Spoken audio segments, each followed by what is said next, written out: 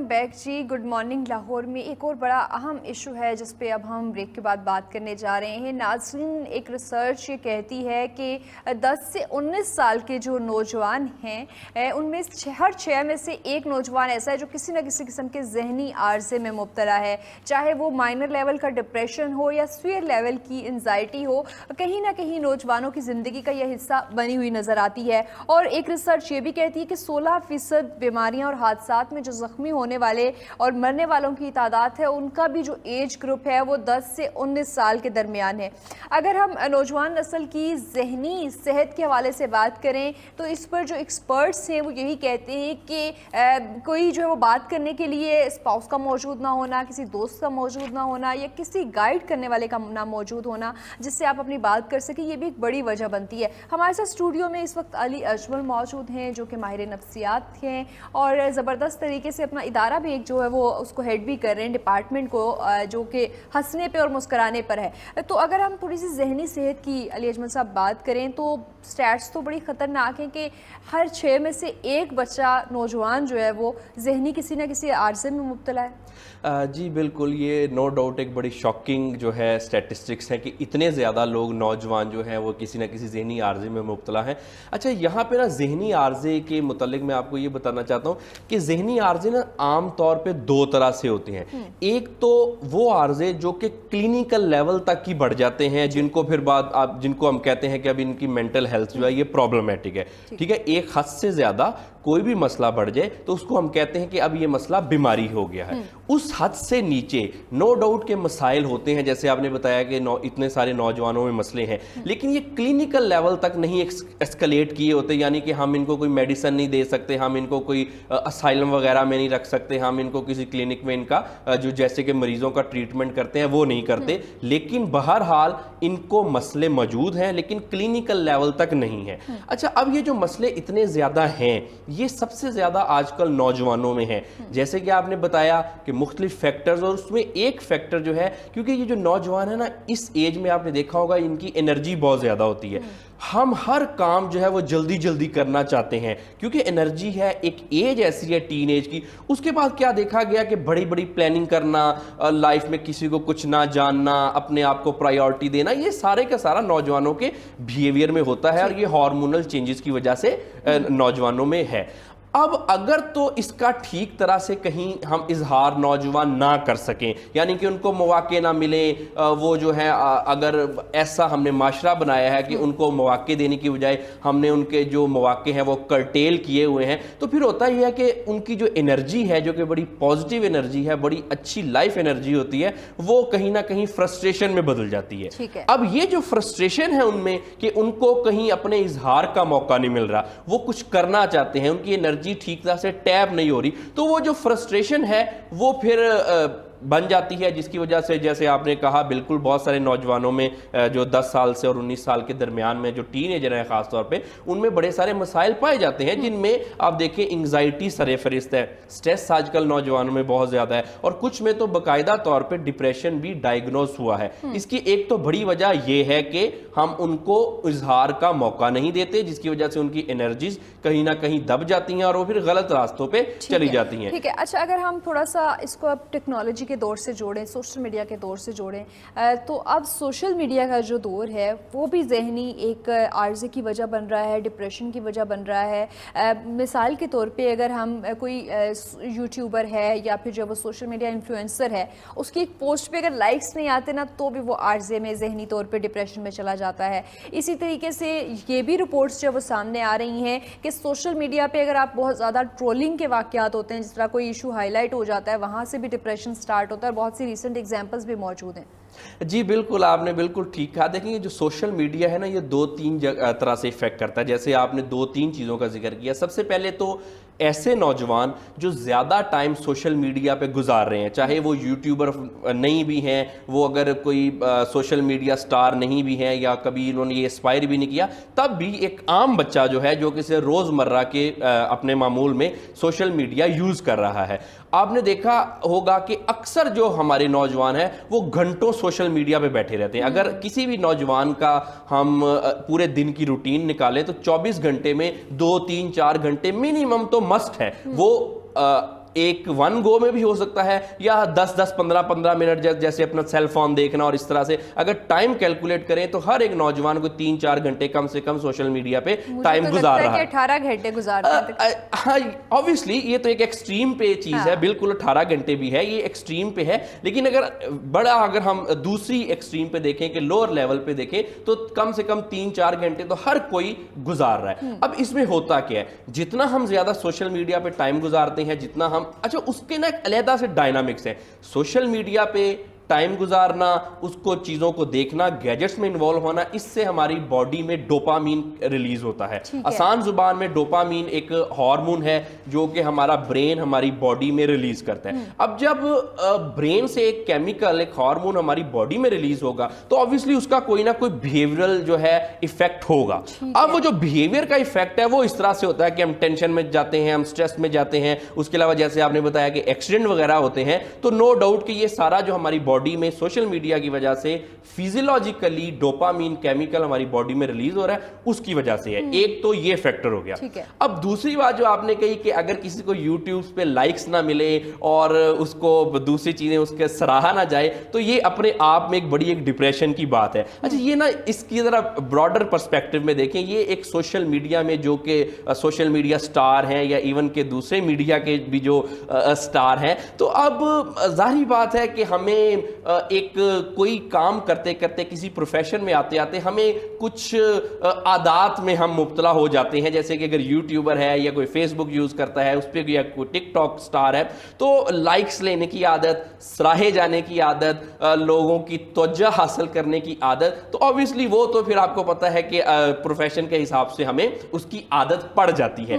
اب جب وہ ہماری ایک عادت پوری نہ ہو سکے کہ اگر کسی نے کوئی یوٹیوب پہ اپلوڈ کیا یا ٹک ٹاک پہ کیا تو اس کو مطلوبہ ہدف اس کے نہ حاصل ہوئے جتنے وہ لائکس. یہی نہیں ہے کہ آپ کی توقعات کے مطابق, آپ کی سوچ کے مطابق اگر کسی دوسرے کا کنٹینٹ نہیں ہے پھر بھی آپ کو ڈپریشن ہو رہا ہے. سیاسی وابستگی آپ کی ایک جماعت سے, اگر دوسری جماعت کے بارے میں کوئی تعریف کر رہا ہے یا برائی کر رہا ہے تو بھی آپ ڈپریشن میں آ جاتے ہیں اور ابرپٹ ریئیکشنز آتے ہیں. جی بالکل, یہ اس کا ایک تیسرا اسپیکٹ ہے کہ اگر کوئی شخص سوشل میڈیا پہ اتنا ٹائم گزار رہا ہے اور obviously اس کی وابستگی ہے, جیسے آپ نے بتایا کسی سیاسی جماعت سے ہے, کسی مذہبی جماعت سے یا کسی طرح کی بھی اس کی لائکس اور ڈس لائکس ہیں, تو اس نے ایک پوری اس کو ایک دنیا بنا لیا ہے. اگر اس کے ایکسپیکٹیشنز کے اکارڈنگلی نو ڈاؤٹ کے ٹرینڈز نہ چلیں تو اس پہ بھی اس کو ڈپریشن ہو جاتا ہے, اور اس میں بھی اس کو ایک بیہیویئرل جو ہے اس کے مسئلے وغیرہ شروع ہو جاتے ہیں. اب یہ اس کا ایک دوسرا اسپیکٹ ہے. لیکن جس میں ہم پہلے اسپیکٹ میں آپ کو بات کر رہا تھا کہ جو لوگوں کو سراہے جانے کی عادت پڑ جاتی ہے, آپ نے دیکھا ہے کہ بڑا مشہور ہمارے ایک ٹی وی سٹار ہی تھے, بڑے ان کو بڑی جو شہرت کی بلندیوں پہ پہنچے, لیکن ایک واقعہ کی وجہ سے شاید وہ اتنے زیادہ ڈپریشن میں چلے گئے کہ پھر وہ ایکسپائر ہو گئے, وہ نہیں اس کو برداشت کر سکے. تو یہ ایک ڈائنامکس بن جاتے ہیں جب ہم سوشل میڈیا یا کوئی میڈیا یوز کرتے رہتے ہیں. ہمارا ایک تھریش ہولڈ سیٹ ہو جاتا ہے کہ اب میرا یہ تھریش ہولڈ ہے, میں اتنا سراہا جانا چاہتا ہوں یا چاہتی ہوں, مجھے یہ چیزیں میری مرضی کے مطابق ہونی چاہیے. اگر وہ بعض اوقات نہیں ہوتی تب بھی اس میں بھی ہم ڈپریشن وغیرہ میں چلے جاتے ہیں. اور خاص طور پہ جو نوجوان طبقہ ہے, کیونکہ دیکھیں جو تو ٹین ایج سے باہر آ گیا, جیسے ابھی آپ نے اسپاؤس کا, سپورٹ کا بھی ذکر کیا, جو کہ میریڈ ہیں, جو کہ پروفیشنل ہیں, وہ قدرے ان کے جو مائنڈ ہیں وہ ذرا اسٹریم لائن ہو جاتے ہیں, قدرے ان کو سپورٹ مل جاتی ہے. وہ جو نوجوانی میں اکثر ہم نے دیکھا ہے کہ کچھ لوگ شرارتیں کرتے ہیں, اس ایج میں جا کے وہ بڑے مؤدب اور بڑے مہذب ہو جاتے ہیں. یہ ایج کا تقاضا ہے, تو ان کو تو بہرحال سپورٹ مل جاتی ہے اور ان کے مائنڈ میک اپ بھی ایسا بن جاتا ہے کہ وہ ذرا اپنے آپ کو کنٹرول کر لیتے ہیں اور چیزوں کو برداشت کر لیتے ہیں. نوجوان نہیں کر پاتے, کیونکہ اب اس میں ایک اور چیز بھی تو ہے نا, جیسے آپ نے سوشل میڈیا کا ذکر کیا. سوشل میڈیا, آج کی لائف, اور خاص طور پہ آج کی لائف کی سٹرگل, اور چوتھے نوجوان, ان ساری چیزوں کو اگر اکٹھا کر کے دیکھیں تو آپ دیکھیں کہ نوجوان کے اوپر تو پریشر ہی بہت ہے, چاہے وہ ایجوکیٹڈ ہے یا چاہے وہ ان ایجوکیٹڈ ہے, چاہے وہ ہائیلی کوالیفائڈ ہے یا اتنا کوالیفائڈ نہیں ہے, تھوڑی سی ٹیکنیکل سکل بھی رکھتا ہے. آپ دیکھیں کہ کتنا اس پہ پریشر ہے. فائنینشیل پریشر ہوگا, اس کی جو ایکسپیکٹیشنز گھر والوں کی ادھر ادھر کی ہوں گی, وہ اس پہ ایک پریشر ہوگا. اس نے لائف میں بھی سیٹل نہیں ہوا ہوگا, اس کو پتہ نہیں ہے کہ میں نے سیٹل کیسے ہونا ہے. وہ کوشش کر رہا ہے, ہونا بھی چاہتا ہے, اور اگر اسی کا آپ کاؤنٹر پارٹ دیکھیں کہ جو کچھ ٹین ایج سے باہر نکل آئے ہیں, کوئی 30s میں یا 40s میں خاص طور پہ پہنچ گئے ہیں, وہ بالکل اپنی لائف میں جو بھی راستہ انہوں نے اڈاپٹ کرنا تھا وہ اڈاپٹ کر چکے ہیں. ان کو ابھی ایٹ لیسٹ یہ پریشر جو ہے ان پہ نہیں ہے. اور پھر اس پہ دیکھیں نوجوانوں کا پھر یہ بھی ایک تو ہے نا کہ وہ کچھ کرنا بھی چاہتے ہیں. بائی دا وے یہ بڑی پازیٹیو چیز ہے. اگر آپ پاکستان کی یوتھ کو دیکھیں, جو میرا پرسنل ایکسپیرینسز ہے یوتھ کے ساتھ, یہ بڑی انٹیلیجنٹ یوتھ ہے اور کچھ کرنا چاہتی ہے. آپ دیکھیں کہ ڈسپائٹ کہ ہمارے پاس بہت زیادہ فیسلٹیز نہیں بھی ہیں, لیکن پھر بھی ہماری یوتھ نے جو آن لائن ہے وہ دنیا میں اتنے زیادہ کام کر رہے ہیں, اتنی زیادہ فری لانسنگ پاکستان, پازیٹیو چیزیں بالکل موجود ہیں. اچھا, اگر ہم تھوڑی سی نفسیاتی تندرستی کے حوالے سے بات کریں, عموماً کیونکہ آپ خود بھی ٹین ایج کی بات کریں, ٹین ایج میں کوئی نہ کوئی ایسا نیگیٹو تجربہ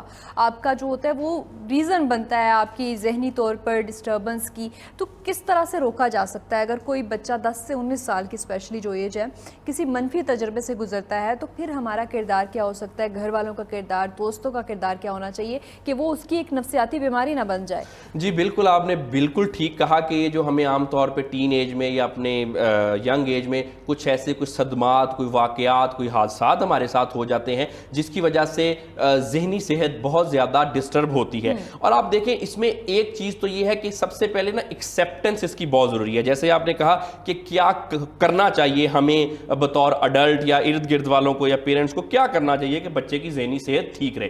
اب دیکھیں سب سے پہلے تو اس چیز کو ہمیں ایکسیپٹ کرنا چاہیے کہ دنیا ہے, زندگی ہے, تو مسئلے مسائل تو آئیں گے. شاید ہی دنیا میں کوئی ایسا شخص ہو جس کو اپنی ٹین ایج میں یا کسی ایج میں کسی مسئلے, صدمے یا کسی برے واقعے سے نہ گزرنا پڑا ہو. تھوڑا برا واقعہ یا زیادہ, تھوڑا سا صدمہ یا زیادہ صدمہ, زندگی نے, دنیا نے ہر ایک کو کچھ نہ کچھ ایسی چیزیں دی ہی ہوتی ہیں. تو سب سے پہلے تو جس کو بھی یہ مسئلے ہیں, یقینی طور پہ سب کو ہیں, لوگ یہ سمجھے اگر وہ ٹین ایج سے باہر بھی آگے ہیں کہ آپ اکیلے نہیں ہیں. زندگی نے ہر ایک کو کچھ نہ کچھ تلخ تجربات دیے ہی ہوتے ہیں. یہ ممکن ہی نہیں ہے کہ کسی کے انسان کی زندگی میں تلخ تجربات نہ ہو. سب سے پہلے تو یہ ایفیکٹ ہمارے مائنڈ پہ اس طرح سے کرتا ہے کہ ہم یہ سمجھ بیٹھتے ہیں کہ شاید ہم کوئی بیچارے ہیں, ہمارے ساتھ ایسا ہو گیا, تو ایک بیچارگی کی فیلنگ میں چلے جاتے ہیں کہ فلاں کے ساتھ تو نہیں ہوا یا دنیا کے زیادہ تر لوگوں کے ساتھ نہیں ہوا, ہمارے ساتھ ہی ایسا ہوا ہے. حالانکہ ایسا نہیں ہے.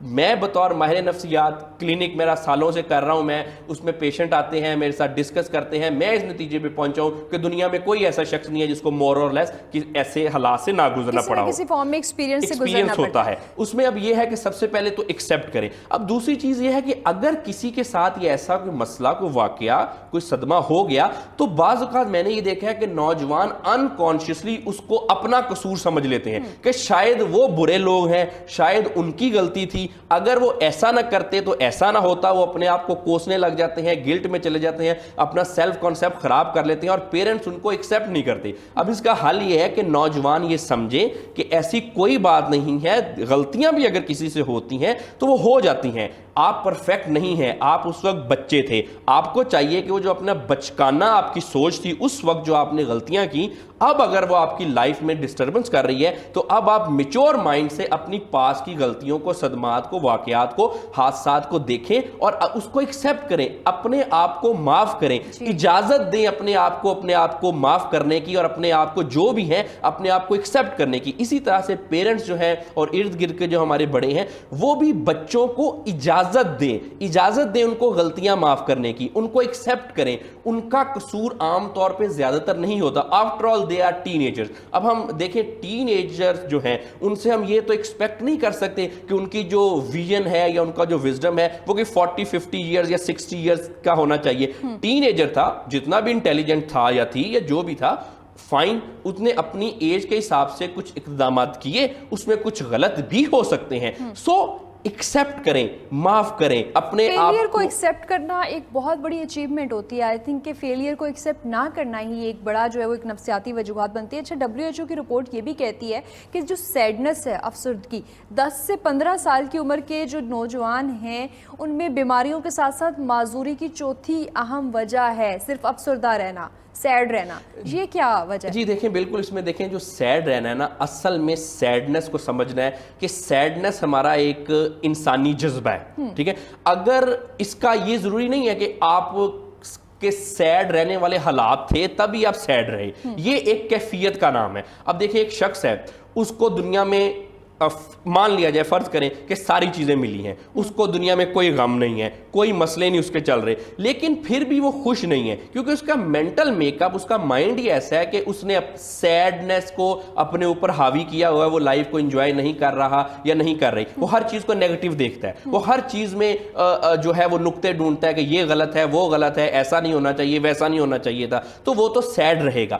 اب اگر اسی کا دوسرا دیکھیں کہ نارمل بندے کو، نارمل جو لائف میں لوگوں کو پرابلمز ہوتی ہیں، تھوڑی بہت لائف میں ہر ایک کو چلتی رہتی ہیں، لیکن ان کو اوور کم کر کے، ان کو صحیح تناظر میں رکھ کے، کہ ان کو ایکسیپٹ کر کے، ٹھیک ہے اگر پرابلم ہے تو ٹھیک ہے میں اس کو حل کر لوں گا، جیسے آپ نے کہا کہ ایکسیپٹ کرنا، ایکسیپٹ کریں کہ یہ آپ سے غلطی ہو گئی تھی، یو آر ناٹ پرفیکٹ، اور پرفیکٹ بننے کی ہمیں کوشش بھی نہیں کرنی چاہیے، اپنے آپ کو اجازت دیں غلطیاں کرنا، غلطیوں سے سیکھنا۔ جب ہم اس تناظر میں ہمارا مینٹل میک اپ ہوتا ہے تو تب ہم پھر سیڈ نہیں ہوتے۔ اب جب اس کو اگر کنیکٹ کریں کہ جیسے آپ نے کہا کہ معذوری کی وجہ سیڈنس، تو دیکھیں سیڈنس سب سے بڑی خود ایک معذوری ہے، کیونکہ اگر مان لیا جائے ایک شخص ہے، اس کا وہ بازو نہیں ہے، یا اس کی کوئی خدا نخواستہ کوئی ٹانگ نہیں ہے، یا ایک آنکھ نہیں ہے، یا کسی اور طرح کی اس کو معذوری ہے، اچھا اگر اس کا مائنڈ ٹھیک ہے، اس کا مینٹل میک اپ ٹھیک ہے، تو آپ دیکھیں وہ زندگی میں عام لوگوں سے زیادہ اچیو کر سکتا ہے اگر وہ یہاں سے سٹرونگ ہو کے چل رہا ہے۔ دنیا میں بہت سارے ایسے لوگ ہیں جنہوں نے دنیا میں بڑی ساری جو ہیں ہائٹ سکسیس کی اچیو کی، وہ معذور لوگ تھے۔ کیوں؟ کیونکہ وہ صرف جسمانی طور پہ معذور تھے، ذہنی طور پہ معذور نہیں تھے۔ جیسے آپ نے سیڈنس کی بات کی، تو یہ معذوری کی وجہ ہونے کے ساتھ ساتھ سیڈنس تو خود ایک معذوری ہے۔ کیسے معذوری ہے؟ ایک شخص ہے، اگر فرض کر لیا جائے اس کی ایک ٹانگ نہیں ہے، تو وہ کیا کرے گا؟ وہ نارمل لوگوں کی طرح بھاگ نہیں سکے گا، وہ زندگی میں تیز فرض کرے چل نہیں سکے گا، جس کی وجہ سے اس کی جو اپرچونٹیز ہے وہ کم ہوگی۔ اسی طرح سے اگر ایک شخص کو دنیا میں ساری چیزیں ملی ہیں لیکن وہ سیڈ ہے، تو اس کی سیڈنس بالکل اس کے ساتھ وہی کام کرے گی جو کسی معذور کے ساتھ کرے گی، جیسے کسی کی ٹانگ نہیں تھی۔ کیوں؟ کیونکہ جو سیڈ بندہ ہے یہ صحیح طرح سے فیصلے نہیں کر پائے گا، اس میں کانفیڈنس کی کمی ہوگی، یہ انیشیٹ نہیں کر پائے گا، اس کے فیصلے ایسے ہوں گے کہ وہ اس کو کچھ کرنے نہیں دیں گے۔ ایگزیکٹلی۔ اور لاسٹلی آپ سے یہ جاننا چاہوں گی کہ WHO یہ کہتا ہے کہ 2030 تک جو ہے وہ سب سے بڑی جو نوجوانوں میں بیماری ہوگی وہ ڈپریشن ہوگی، کیا ایسا ہی ہوگا؟ جی بالکل ایسا ہی ہے۔ یہ صرف ڈپریشن کے علاوہ اس میں ذرا مزید اس کو کر لیں، کیونکہ ICD کی بھی ایک رپورٹ ہے، وہ بھی اس بارے میں متفق ہیں کہ دنیا میں جو سب سے زیادہ بیماریاں ہیں وہ ذہنی بیماریاں ہوں گی، جس میں نو ڈاؤٹ ڈپریشن سر فہرست ہے، اس کے بعد سٹریس ہے، انگزائٹی ہے، اور دوسرے تیسرے جتنے بھی سائیکوٹک ایشوز ہیں۔ تو یہ نو ڈاؤٹ 2030 تک یہ جو دل کی بیماریاں آج کل ٹاپ پہ جا رہی ہیں، اس کے ساتھ ساتھ یہ نفسیاتی بیماریاں چل رہی ہیں، لیکن آنے والے ٹائم میں یہ ایک پریڈکشن ہے نہ صرف کہ WHO اور ICD کی بلکہ اور بھی جتنے بھی ہمارے مستند ادارے ہیں کہ یہ بیماریاں زیادہ ہو جائیں گی اور دنیا میں نمبر 1 آ جائیں گی۔ اور آپ دیکھیں یہ ریسنٹلی اب یہ کچھ سال پہلے ہی یہ کووڈ کے جو آیا ہے ہماری دنیا پہ ایک، اس میں بہت سارا ذہنی بیماریوں میں بہت زیادہ اضافہ ہوا ہے، بلکہ اگر اس میں کوئی ریسرچ کی ضرورت نہیں ہے، میں نے خود یہ آبزرو کیا ہے کہ میرے کلینک میں کووڈ سے پہلے لوگوں کی ریشو اور کووڈ کے بعد کووڈ کے پیریڈ کے دوران جو ریشو تھی ذہنی بیماریوں کی، وہ بہت زیادہ، وہ 2 گنا سے بھی زیادہ ہو گئی ہے۔ تو جیسے ہمارے لائف سٹائل چل رہے ہیں، جیسے آپ نے ابھی ہم نے بات کی سوشل میڈیا اور گیجٹس کی، اس کے علاوہ پھر جو ہماری اوور آل دنیا کے ہمارے پیٹرنز اور لائف سٹائل چینج ہو رہے ہیں، اس کی وجہ سے ذہنی اور نفسیاتی بیماریاں بہت زیادہ بڑھ رہی ہیں، اور نو ڈاؤٹ آنے والے سالوں میں، آنے والی دہائی میں یہ سب سے زیادہ جو ہیں دنیا میں جو بیمار لوگ ہوں گے وہ ذہنی طور پہ ہی بیمار ہوں گے۔ بالکل، اور یہ بڑی افسوسناک اور خطرناک جو ہے وہ اس کی کنکلوژن ہے، لیکن یہاں پہ ہمارے کیا انیشیٹیوز ہو سکتے ہیں؟ بہت شکریہ آپ کا۔ کنکلوڈ